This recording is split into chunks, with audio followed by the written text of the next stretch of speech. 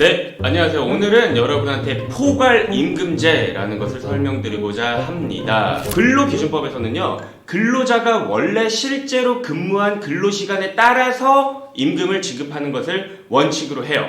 기본급과 별도로 실제 근로시간에 따라서 이에 비례하여 발생하는 연장, 야간, 휴일 근로수당 등 이런 것들을 별도로 산정해서 지급하는 것이 원칙이거든요. 그런데 최근에는 기본급이나 근로시간에 비례하는 상기수당 등을 퉁쳐서 지급하는 그러한 경우들이 많습니다. 이러한 임금의 지급 방식을 우리는 실무상 포괄임금제도라고 부릅니다. 그럼 포괄임금제도가 뭐 법에서 규정하고 있는 거예요? 이런 질문이 있을 수 있는데, 일단 포괄임금제도가 법적으로 정당한 임금의 지급 방법으로 인정되기 위해서는 판례가 설시하고 있는 세 가지 요건을 지키셔야 합니다. 첫째, 정확한 실제 근로시간의 산출이 어려운 경우에 계산의 편의와 직원의 근무 의욕을 고취하기 위한 것이어야 돼요. 이와 관련해서 법원은 과거에는 근로시간을 계산하기, 산정하기 꼭 어려운 경우가 아니라도 계산의 편의와 이렇게 하면은 근로자의 근무 의욕을 고취시키겠다라고 하면은 포괄임금제도의 유효성을 인정하는 경우도 있었어요. 그러나 단순히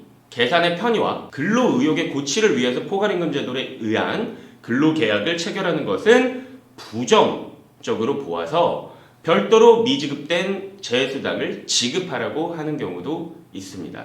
9to6를 하는 경우가 꽤 있는데 그럼에도 포괄임금제를 선택하는 것은 그냥 사용자가 편하기 위해서? 울며 겨자 먹기를 하는 식도 있겠죠. 포괄임금제가 나한테 조금 부당한 것 같지만 그래도 그냥 동의를 하고 들어가자라고 해서 들어가는 경우도 있어요. 근데 아까 얘기했던 그런 요건에 맞아야 된단 말이에요. 판례가 드는 요건에. 그럼 어떻게 보면 9to6로서 충분히 이루어질 수 있고, 그 다음에 시간의 근로수당의 산정이 굉장히 명확하게 될 수 있는 업종이란 말이에요.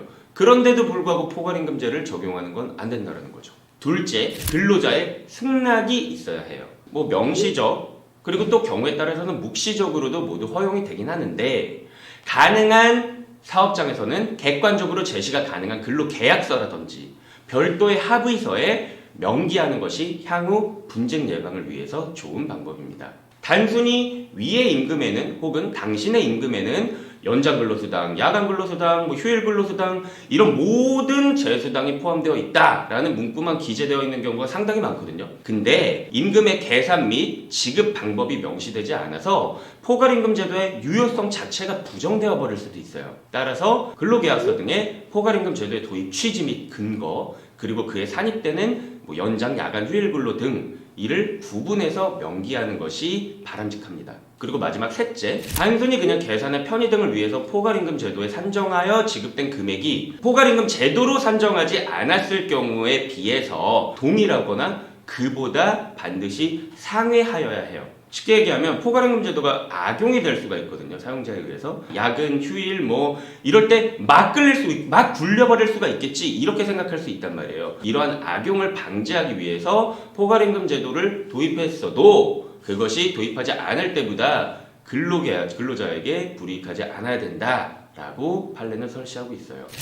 네, 그래서 오늘은 포괄임금제도가 뭔지에 대해서 설명을 드렸어요. 사실 포괄임금제가 굉장히 많이 이루어지고 있고 어떻게 보면은 부당하게 악용이 되는 경우가 있는데도 사람들은 이거를 잘 몰라가지고 그대로 수긍을 하는 경우가 있습니다. 그렇기 때문에 포괄임금제에 대한 의의에 대해서 정확하게 알아두셨으면 좋겠고요. 자, 다음 시간에는 이어서 포괄임금제의 추가적인 내용을 설명해 드리도록 할게요. 어떤 부분이 포괄임금제에 산정이 되고 어떤 부분은 안 되는지, 이런 부분에 대해서 알려드리도록 하겠습니다. 제 영상 좋으셨다면 좋아요, 구독 부탁드릴게요.